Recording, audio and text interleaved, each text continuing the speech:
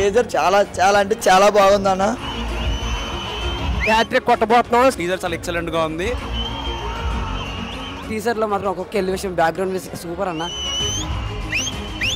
ఇది ఖచ్చితంగా August 15th నాడు దద్దరిల్లిపోతుంది థియేటర్స్ లో.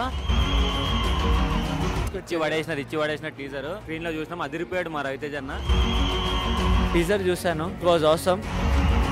టీజర్ అయితే చాలా బాగుందండి, మంచి మాస్ ఎలివేషన్స్ కనిపిస్తున్నాయి టీజర్ లో.